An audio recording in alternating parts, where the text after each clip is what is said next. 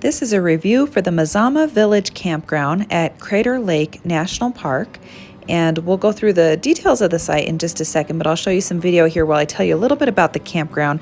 This campground is privately run through Aramark, so it's not run through recreator.gov. It's through Aramark, but you can go to Crater Lake website and get to the lodging link for this and book at this campsite. It has electric only, and that's only for a number of spots. And then there's a bunch of spots that are completely boondocking. There's no electric or water, and then tent campsites. We were pretty long for this site at 37 feet. I think technically the limit is 35 feet. We usually find we can sneak in, but there's a lot of tall trees, as you can see here, and it was a little difficult squeezing into our spot. So just so you know, it is a little tight for RVs. So we are here the third week of September. We booked this spot in January, and there were not a lot of summer reservations open by then, so really try to do this a year in advance if you can. It was $41 a night, and that was for electric. If you look at our site, we are F23, and I'll show you more of the map of the campground in a little bit. You can see it's a pull-through spot. We did have to detach the Jeep, and we did that back at the entrance area. You can see there's a fire pit area. There were no fires though. This is summer of 2020 and the wildfires are horrible in Oregon, so they're not allowing any campfires, understandably so. There's a bear box at every site. Of course, an RV pretty much is a giant bear box, so in our case we didn't need to use that, but if you were in like a pop-up trailer or obviously a tent, you would need to use the bear box because they apparently have a lot of bear activity here. There's also a picnic table at the spot. As you noticed, our spot was wooded, and all the spots are. There's no spots that overlook the lake. You're very close to the lake, but there's no campgrounds that overlook the lake. The only way to have an actual lake spot is to backpack and hike around the Pacific Crest Trail and then camp along the lake. So if you're in an RV, this is as close as you're going to get. You can see we're driving in by the village and heading up to where the entrance area is at for the campground. The next closest RV parks are about 40 minutes away. So there's one as you head towards Medford, and then another as you head towards Klamath Falls. And those are options if you need full hookups, but this is going to be your closest campground you can stay at with an RV, especially a large RV. There's some dispersed camping in the area, but a lot of it is limited to a 20-foot RV, which we're certainly not going to fit. You can see here on the right there was the restaurant, and then up ahead here we're going to point towards the main registration area. They have a spot in here where you can fill up water bottles. There's a camp store. They have a bunch of different information here, like the rules and regulations for Crater Lake, things you can do, just general park information that you might need to know, Junior Ranger program items, which of course they didn't have this summer. And then there's information for the Pacific Crest Trail. So the PCT runs right through here, and they have information for camping and water access for the people who are doing the PCT hike.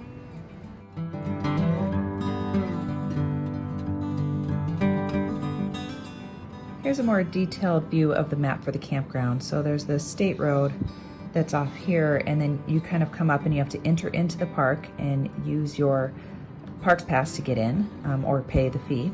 And then you come down and there's a big parking lot here. You saw that in the video. The restaurant is off to the side. I don't know that that was open right now during COVID. And then on this side is where the store and registration area is at. So at the store, they actually have a full store where you can get things like magnets, water bottles, shirts, things like that. They have a water bottle fill station, so you can fill up on water. They have whole bathrooms here, and there's even a gas pump. It's just unleaded, they don't have diesel. And then there's cabins, I guess, for this campground up here. And then the loops are out here for the RV and tent sites.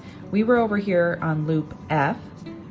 So we came in, and then you saw how tight it is. It was pretty tight getting in here and getting into our spot, but we did manage to make it work, and we're able to get level enough with our levelers, so that worked out.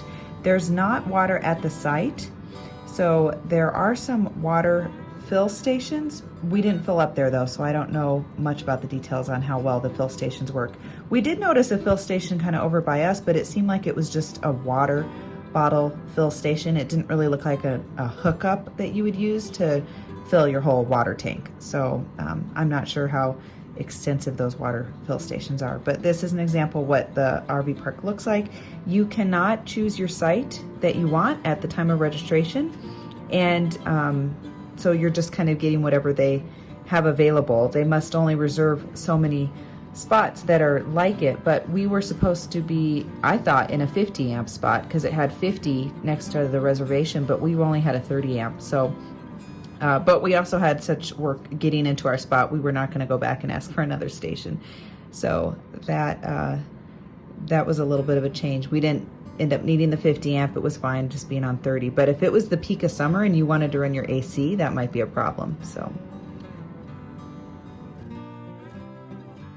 the best part about this campground is the close proximity to Crater Lake. So it's probably only about a 10-minute drive from the campground entrance to the Rim Drive entrance. And the Rim Drive is really what you take to go around Crater Lake. I think it's about 30 miles. And the east side will close in the wintertime. So they get 42 feet of snow here at Crater Lake in the winter. And we were here the third week of September. By the next week, it was actually, the campground was actually closed. So important to know that this is really a summer destination if you want to really see all the different highlights of Crater Lake. And we have a whole video on just Crater Lake and visiting and tips and tricks for that. But this campground really puts you in the closest proximity.